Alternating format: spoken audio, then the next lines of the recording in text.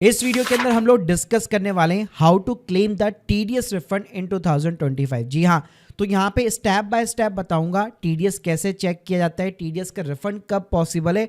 कुछ सिचुएशन ऐसी भी होती है जहाँ पे टीडीएस का रिफंड नहीं मिल सकता है।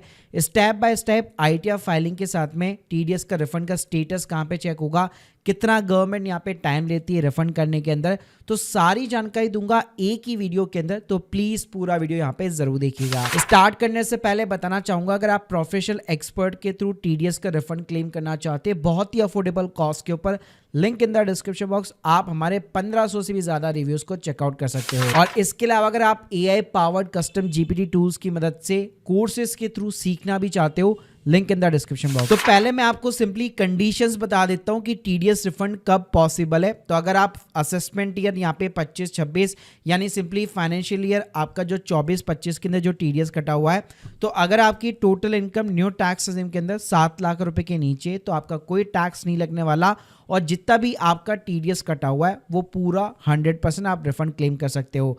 लेकिन कुछ टीडीएस ऐसा होता है जो रिफंड क्लेम करना मुश्किल है, इम्पॉसिबल है।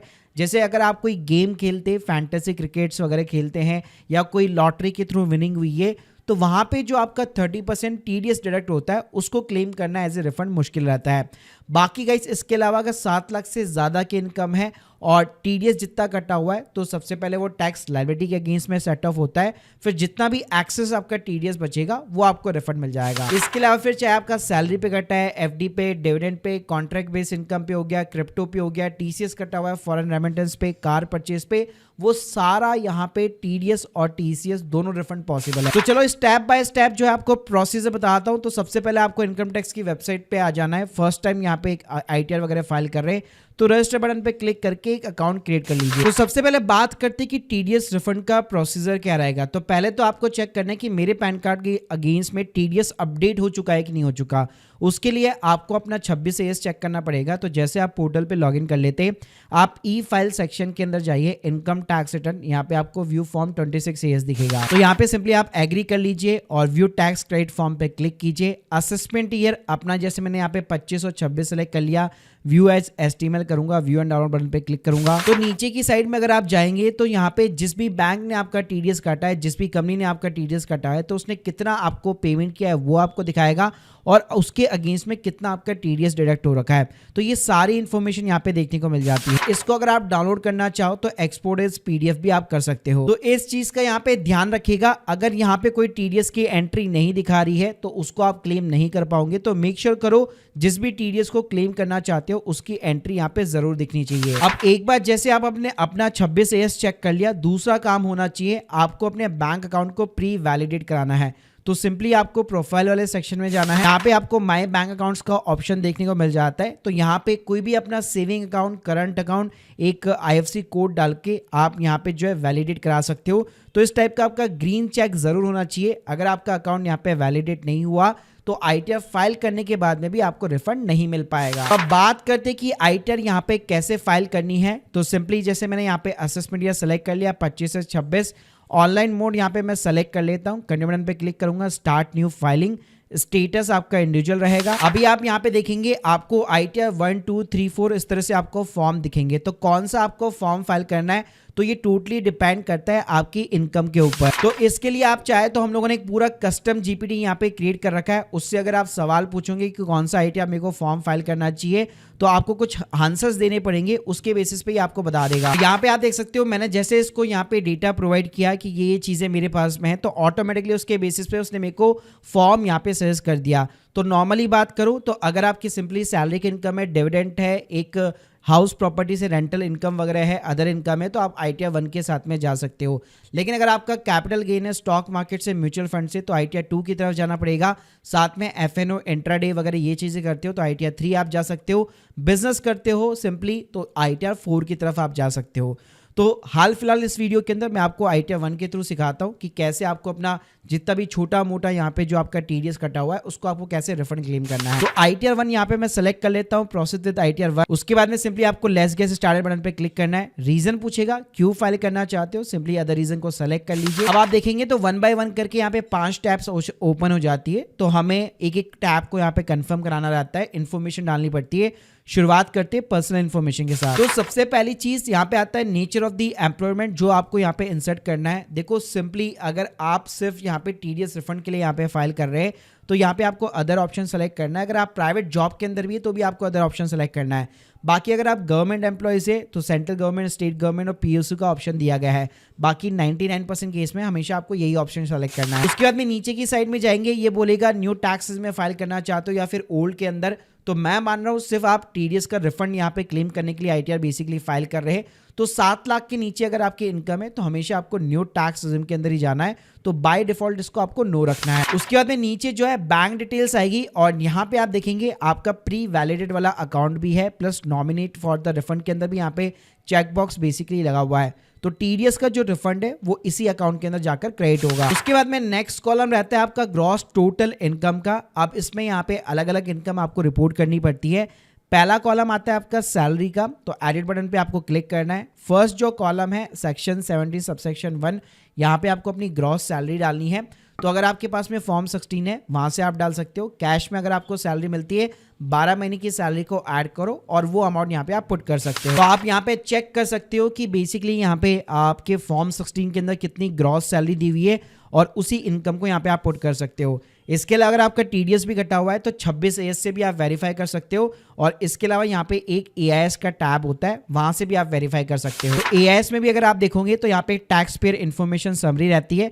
तो आपके पैन कार्ड के अगेंस्ट में गवर्नमेंट के पास में जो भी डेटा अवेलेबल है वो यहाँ पे आपको देखने को मिल जाता है। उसके बाद में न्यू टैक्स में आपको कुछ भी यहाँ पे एंटर करने की जरूरत नहीं है। बाय डिफॉल्ट नीचे स्टैंडर्ड डिडक्शन देखने को मिल जाती है, सिंपली आपको सेव बटन के ऊपर क्लिक करना है। उसके बाद में हाउस प्रॉपर्टी का कॉलम आता है। तो देखिए हम लोग टीडीएस रिफंड के लिए यहाँ पे फाइल कर रहे हैं तो सेल्फ ऑक्यूपाइड प्रॉपर्टी पे कोई भी होम लोन वगैरह का बेनिफिट नहीं मिलता। लेकिन हाँ, अगर आपकी कोई सैलरी की इनकम नहीं है, आप मान लीजिए कोई हाउसवाइफ है और अगर आपकी रेंटल इनकम वगैरह आती है तो यहाँ पे आपको एक लेट आउट का ऑप्शन दिया गया है।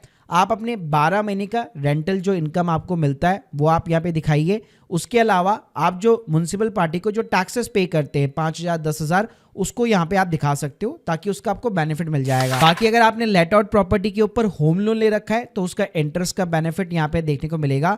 तो हाउस प्रॉपर्टी के नीचे जस्ट अलग से कॉलम देखने को मिलेगा, ऐड डिटेल्स पे आप क्लिक कर सकते हो।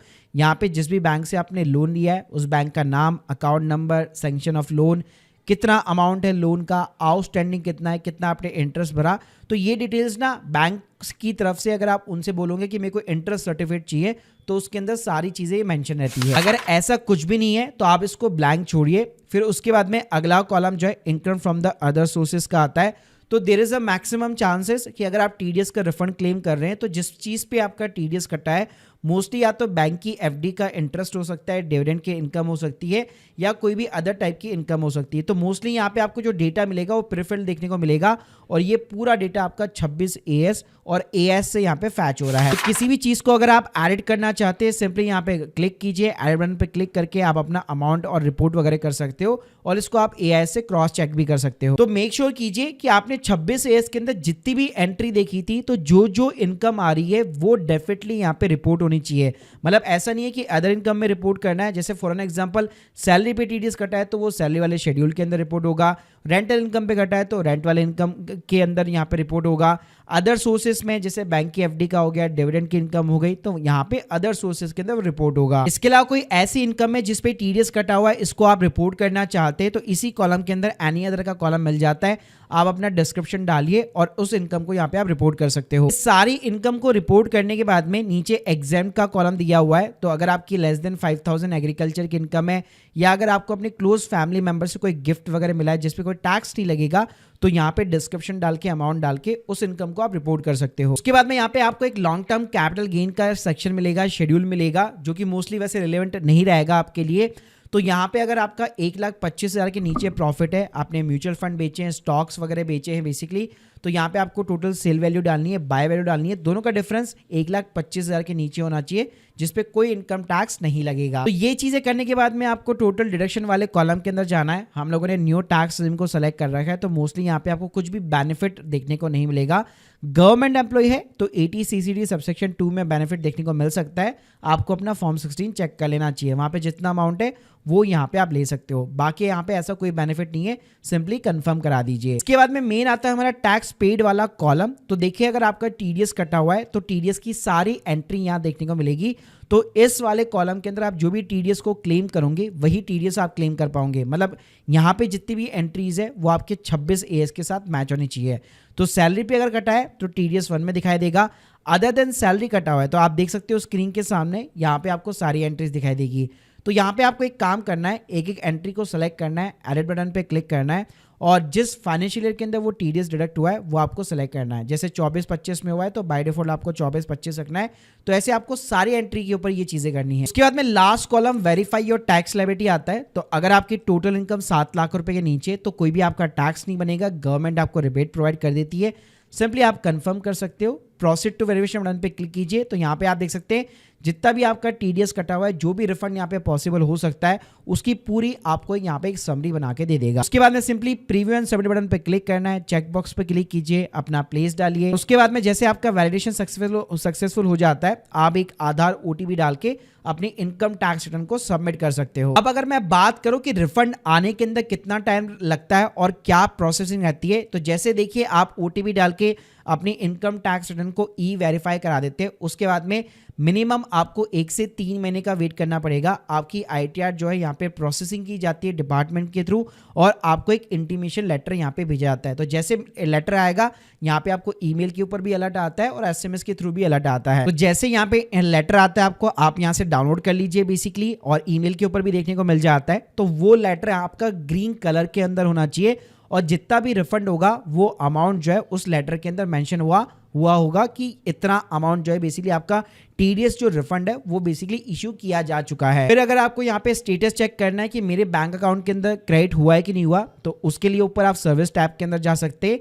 यहाँ पे आपको नो योर रिफंड स्टेटस मिलेगा। सिंपली आप अपना असेसमेंट ईयर को सिलेक्ट कीजिए और सबमिट बटन पे क्लिक कीजिए। तो ये आपको प्रॉपर डेट के साथ में बता देगा कि इस डेट को जो है इतना रिफंड अमाउंट जो है आपके अकाउंट के अंदर ट्रांसफर किया जा चुका है। तो गाइस इस तरह से आप अपनी यहाँ पे आईटीआर फाइल करके टीडीएस का रिफंड बेसिकली क्लेम कर सकते हैं। लेकिन कुछ इनकम पे आप क्लेम नहीं कर पाएंगे, वो ऑलरेडी मैं आपको बता चुका हूं। बाकी अगर आप प्रोफेशनल एक्सपर्ट के थ्रू यहाँ पे आईटीआर फाइल कराना चाहते हैं अफोर्डेबल कॉस्ट के ऊपर पूरा एंड टू एंड सपोर्ट के साथ, link in the description box, और ट्रस्ट फैक्टर के लिए आप हमारे 1500 से भी ज्यादा रिव्यूज को चेकआउट कर सकते हो। Thank you guys, thank you very much.